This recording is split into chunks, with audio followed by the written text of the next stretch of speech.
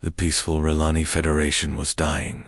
Their beautiful crystal cities that once sparkled like jewels across a dozen worlds now lay broken and burning. The savage Mordok Empire had swept through their territory like a wildfire, leaving nothing but death and slavery in their wake. Commander Tala stood alone on the bridge of the last Federation warship, still in space. Her hands shook as she reached for the emergency communication system. Around her, the bridge was dark, except for a few flickering lights. Most of her crew was gone, some were dead. Others had been captured when the Mordok took their homeworld 3 cycles ago. She took a deep breath and began broadcasting on all known frequencies. Her voice echoed across the galaxy, carrying the desperate words of a dying civilization. This is Commander Tala of the Relani Federation to any species receiving this transmission. We are under attack by the Mordok Empire. Our worlds are falling, one by one. Our people are being enslaved or killed. This is our final plea for help. She paused, looking out at the stars through the cracked viewport. Somewhere out there, the Mordok war fleets were hunting for her ship. She didn't have much time. We have survivors scattered across 12 worlds, families hiding in caves and ruins, children who have never known peace. We offer everything we have left, our remaining energy crystals, our technology, our eternal gratitude to anyone willing to help us evacuate these people. The energy crystals were precious beyond measure. They powered faster than light travel and could run entire cities for years. It was everything the Relani had left of value. We don't need an army. We just need someone with ships who can help us get our people to safety. Mercenaries, traders, anyone with military experience. Please, we're running out of time. Tala ended the transmission and slumped back in her chair. She had sent the same message dozens of times over the past few days. The galaxy was full of advanced civilizations with powerful fleets. Surely someone would answer. But the silence stretched on. Hours passed. Then days. The civilized species of the galaxy had heard similar pleas before. The Mordok Empire was too powerful, too ruthless. No one wanted to risk their own worlds to save strangers. It was easier to ignore the desperate calls and hope the Mordok would be satisfied with their current conquests. On the second day, as Tala prepared to send the message again, something changed. A burst of static filled the comm system, followed by a voice speaking in accented galactic standard. Unknown vessel. This is Captain Blake of the Terran Defense Force. We have received your distress signal. Message confirmed and logged. Tala's heart jumped. Someone had finally answered. But she had never heard of the Terran Defense Force. The voice continued. Help is coming. Prepare your people for fleet arrival in 72 hours. We'll handle the Mordok situation. Blackout. The transmission ended as abruptly as it had begun. Tala stared at the comm system in confusion. Terran. She quickly ran the name through her ship's database. No matches. These people came from somewhere beyond the known galaxy. She activated the emergency broadcast system and sent word to all surviving Relani hideouts. Help was coming from an unknown species called Terrans. They should prepare for evacuation in 3 days. The responses came back quickly from the scattered survivors. Joy mixed with confusion. Who were these Terrans? How could they mobilize a fleet so quickly when the established galactic powers had ignored their pleas? Some worried it might be a trap. Perhaps the Mordok had learned to mimic other species' voices. But Tala felt something different about this transmission. There was a confidence in the human voice that she hadn't heard from anyone in years. Like someone who was used to making problems disappear. As the hours ticked by, more questions arose. What kind of species could promise help against the mighty Mordok Empire? What did they want in return? And why had no one in the galaxy ever heard of them before? The answers would come soon enough. The space around the Relani refugee fleet suddenly filled with light as 300 human warships materialized out of hyperspace. The arrival wasn't gradual or quiet, like most species preferred. Instead, Reality seemed to tear open as massive vessels burst through the fabric of space itself, their engines glowing like angry stars. Admiral Jake Morrison stood on the bridge of the UES Defiance, watching the alien ships through the main viewport. The R'Lani vessels were beautiful in their own way, smooth crystalline structures that caught and reflected light like living jewels. They looked more like sculptures than warships, which explained a lot about why they were losing so badly to the Mordock. "Sir," Lieutenant Kelly Barnes called from the communications station, her voice tight with confusion. "The aliens are broadcasting on all frequencies. They're freaking out. They keep mentioning something called Class 12 Deathworlders, and they want us to leave immediately." Jake raised an eyebrow. He had heard that term before in intelligence briefings about galactic classification systems. Apparently, the rest of the galaxy rated planets by how dangerous they were to live on. Earth had earned the highest danger rating possible.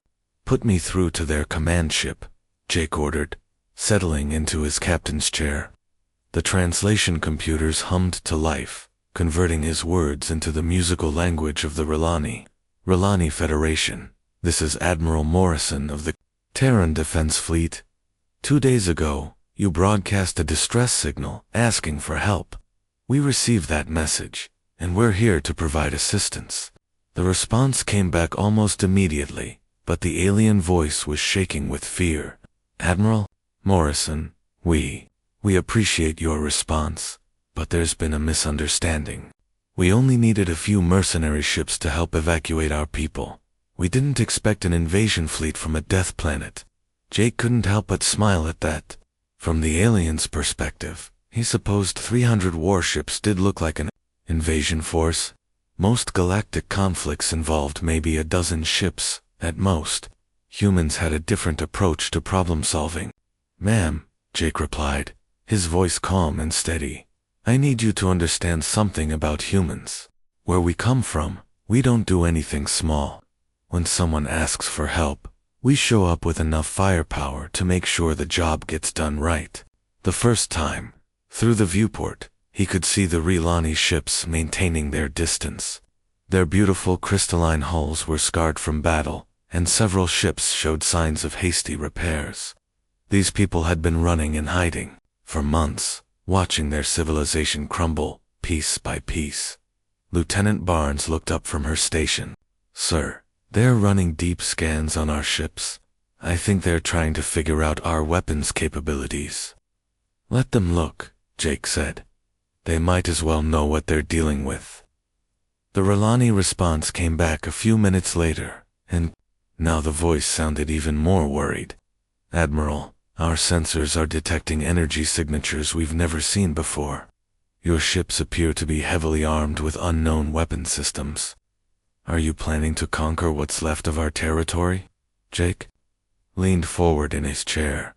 This was the critical moment. These people had been hurt badly by one aggressive species. The last thing they needed was to think another predator had arrived. "Commander, let me be very clear about something.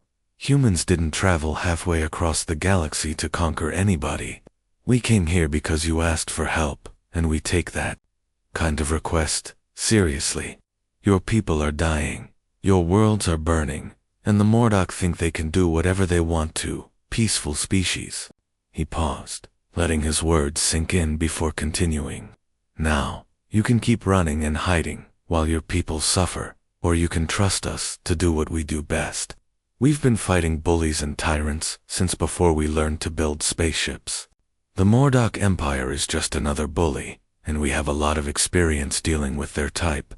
The alien commander was quiet for a long moment. Finally, her voice came back, still uncertain but with a hint of hope. "What exactly are you proposing, Admiral?" Jake's smile turned predatory. "Simple. We're going to remove your Mordock problem permanently." Captain Roy Davis knelt in the rubble of what had once been a beautiful R'Lani city. The crystalline buildings lay shattered around him like broken glass, their rainbow surfaces now dull and cracked. Smoke still rose from several fires that had been burning for weeks since the Mordock attack. Around him sat 12 R'Lani survivors, their large eyes fixed on the strange device in his hands. These weren't soldiers. They were farmers, teachers, shopkeepers, who had spent their entire lives believing that violence was something that happened to other species. The Mordock had taught them otherwise. "This is a basic explosive charge," Roy said, turning the small device over in his weathered hands. "Nothing fancy, just enough to take out a Mordock patrol vehicle or blow a hole in their supply depot." One of the younger R'Lani, a female named Kira, raised her hand tentatively. "Captain Davis, we don't understand. Our people have never built weapons like this. We don't even have words for some of the things you're describing." Roy nodded. He had expected this. The R'Lani were what humans would call a prey species, evolved from creatures that had survived by running and hiding rather than fighting.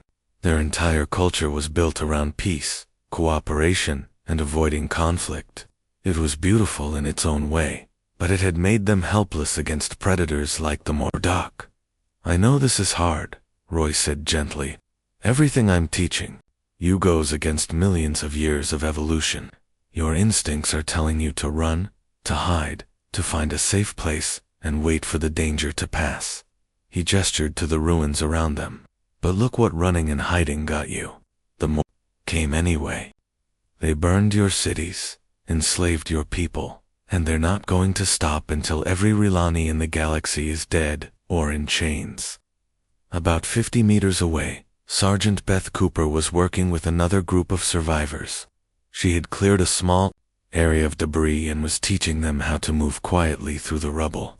The R'Lani were naturally graceful, but they had never needed to be stealthy before. "Feel with your feet before you put your weight down," Beth instructed, demonstrating the proper technique. "Broken glass and metal will give you away every time. The Mordock have excellent hearing, so every step needs to be silent." The aliens tried to copy her movements, but their natural instincts kept getting in the way. Every small noise made them freeze in terror, expecting Mordock soldiers to come charging around the corner. It was heartbreaking to watch, but Roy knew they could learn. Humans had been prey once too, a long time ago. "The thing about the Mordock," Roy continued, "is that they think they understand you.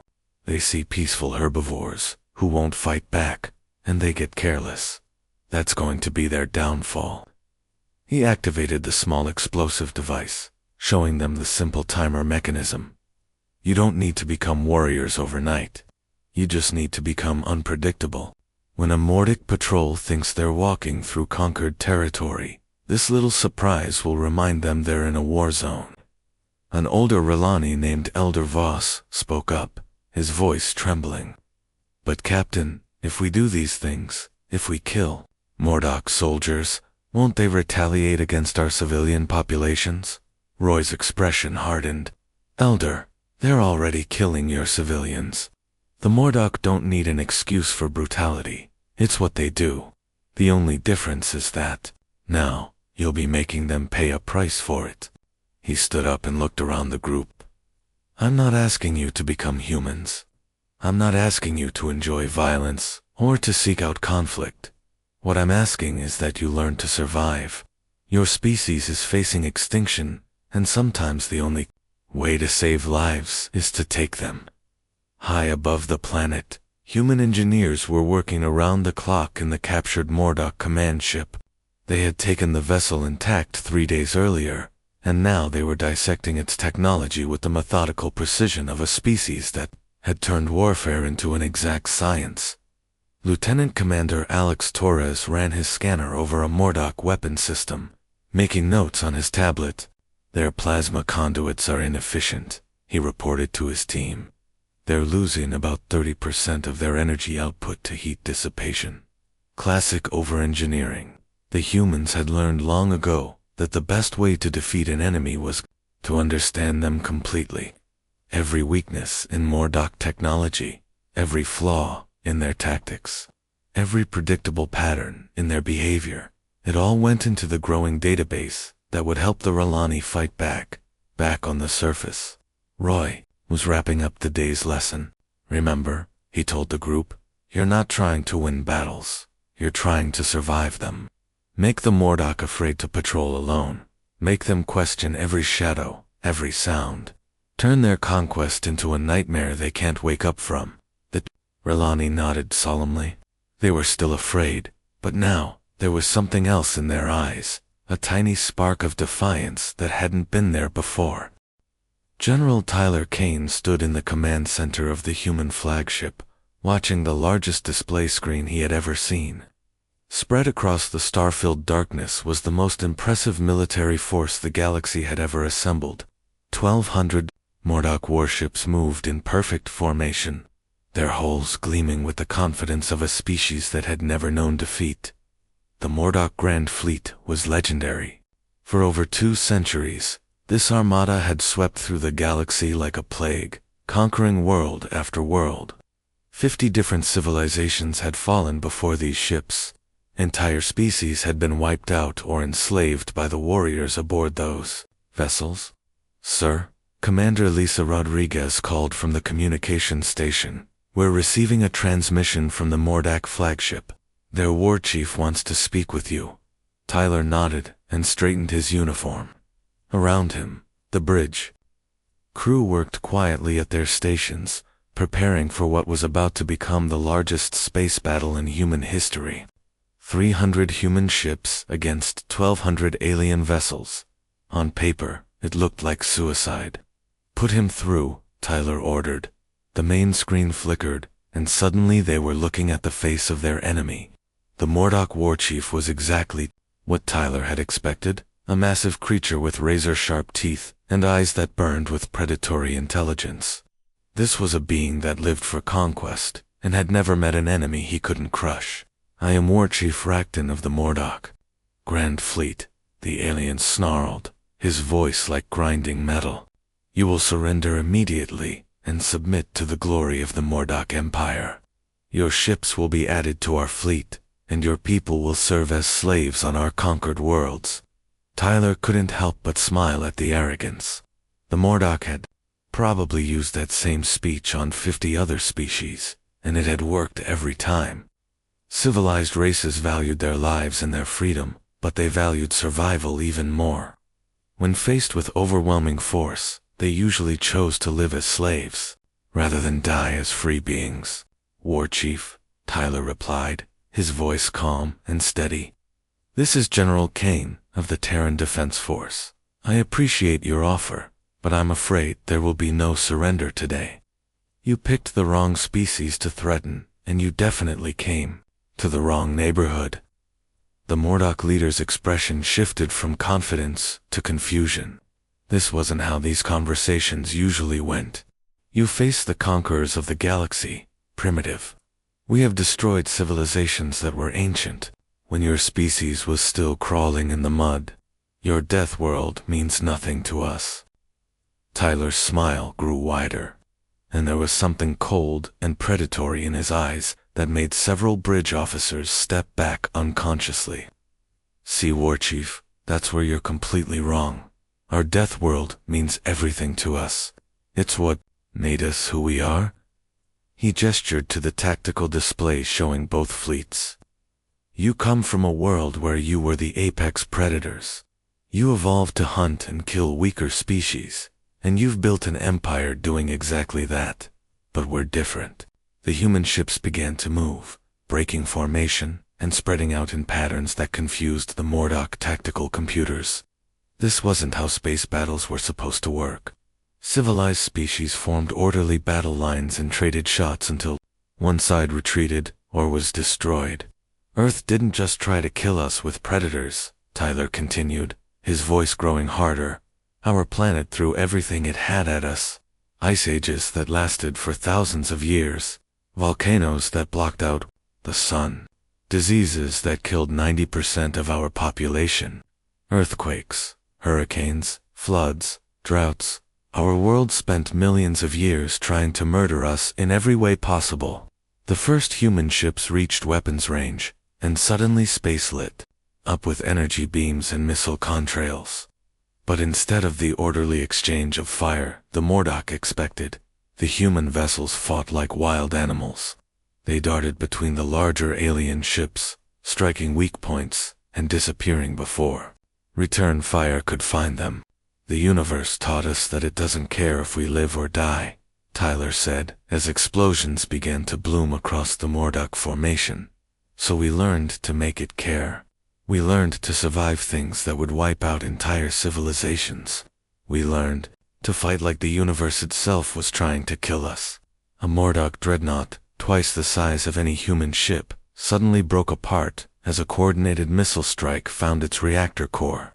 The aliens had never faced an enemy that fought with such calculated fury. Because here's the thing about apex predators, Tyler continued, watching as his ships tore through the enemy formation like sharks through a school of fish. There's always something higher up the food chain. Today, you get to find out what that looks like. The battle raged for 6 brutal hours. The Mordock fought with everything they had, using tactics that had conquered 50 worlds. But they were fighting creatures that had been forged in the fires of a world that actively tried to kill its children. Every human ship that was destroyed took at least 3 Mordock vessels with it, and often more. When the firing finally stopped, less than 200 Mordock ships remained out of 1,200. They hung dead in space, their crews either killed or too terrified to continue fighting. The mighty Grand Fleet that had terrorized the galaxy for centuries was nothing but scattered debris and burning hulks. The surviving Mordock ships were broadcasting on all frequencies, their proud war chief nowhere to be seen.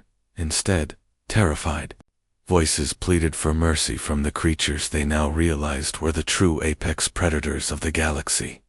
Tyler looked around his damaged bridge and nodded with grim satisfaction. The Relani were safe, and the galaxy had learned an important lesson about what happened when you threatened species under human protection. President Daniel Hayes walked through the newly rebuilt streets of the Relani capital city, amazed at how quickly things had changed. Just 6 months ago, this place had been nothing but rubble and ash. The beautiful crystalline buildings had been shattered by Mordock bombardment, their rainbow surfaces dulled by smoke and fire. Now, the city sparkled again under the light of its twin suns. Human construction crews had worked alongside Relani architects to rebuild everything, but this time with hidden defenses and reinforced structures. It was still beautiful, but now it could survive another attack if one ever came. The Grand Assembly hall buzzed with nervous energy as representatives from dozens of species took their seats. This was the largest gathering of alien civilizations in galactic history. Species that had barely spoken to each other for centuries were now sitting in the same room, all because of what humans had done to the Mordock Empire. At the front of the hall, a small group of Mordock survivors knelt on the polished floor. These weren't the proud warriors who had terrorized the galaxy for generations. Their heads were bowed, their weapons surrendered, their entire worldview shattered by their encounter with humanity. The mighty Mordock Empire that had conquered 50 worlds was now begging for mercy from creatures they had dismissed as primitivs. Daniel stepped up to the speaking platform and looked out at the assembled crowd. Relani, Kitharin, Zephyrian, voltaic species from across the galaxy had sent their best diplomats to witness this moment. Many of them looked nervous. After all, they were in the presence of creatures from a Class 12 death world, beings whose planet had tried to kill them for millions of years. Ladies, gentlemen, and honored beings of all species, Daniel began, his voice carrying clearly through the hall's translation systems. I know many of you came here today expecting to negotiate terms of surrender or tribute. You've seen what human warships can do, and you're wondering what price we're going to demand for our protection. Murmurs rippled through the crowd. This was exactly what many of them were thinking. In their experience, overwhelming military power always came with a cost. The strong always demanded tribute from the weak. You want to know what the mercy looks like? Daniel asked, gesturing to the reconstruction work visible through the hall's crystal walls. It looks like this. We rebuild your worlds instead of conquering them. We establish trade routes instead of taking slaves. We make sure no species faces extinction on our watch, not even former enemies. He looked down at the kneeling Mordock delegation. These beings spent 2 centuries terrorizing peaceful species. They enslaved entire populations and destroyed countless worlds. By any reasonable measure, they deserve whatever punishment we choose to give them. The lead Mordock survivor, a former war chief named Korath, looked up with eyes that held no trace of the arrogance his species was famous for. "Please," he whispered, his voice breaking. "We understand now. We were wrong. Your species. You fight like the universe itself. We cannot stand against such power." Daniel knelt down so he was at eye level with the defeated warrior. "Korath, do you know why we're not going to execute you and your people? Do you understand why we're offering to help rebuild your worlds instead of turning them into smoking craters?" The alien shook his head, confusion clear in his reptilian features. "Because where humans come from, survival was never about being the strongest predator," Daniel explained. "Our planet threw everything it had at us. Ice ages, volcanoes, plagues, asteroids. Earth spent millions of years trying to wipe us out. And we learned something important during all those near-extinction events." He stood up and addressed the entire assembly. "We learned that the only way to truly survive is to make sure everyone survives together. When the ice comes, you share your fire. When the floods rise, you build boats for your neighbors. When the predators hunt, you stand together and fight them off." Elder Kira, of the Rilani, stepped forward, her crystalline features reflecting the light in patterns that showed deep emotion.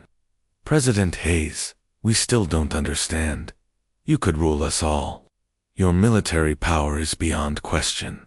Why offer partnership instead of demanding submission?"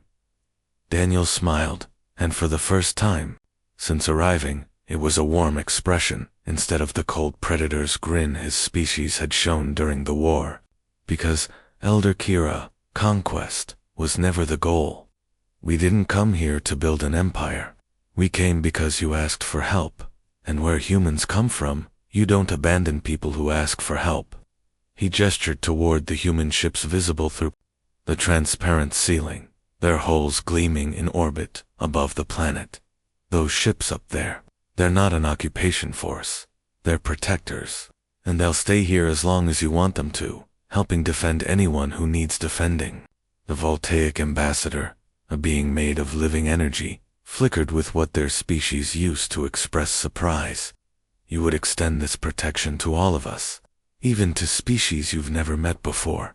"Especially to species we've never met," Daniel replied.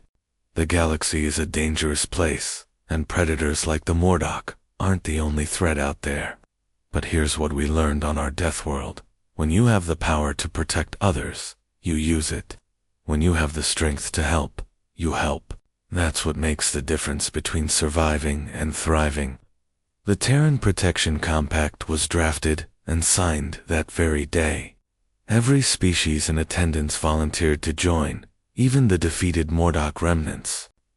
They had all learned the same valuable lesson. When Deathworlders offer friendship instead of conquest, when apex predators choose to protect instead of prey, you accept that gift gratefully.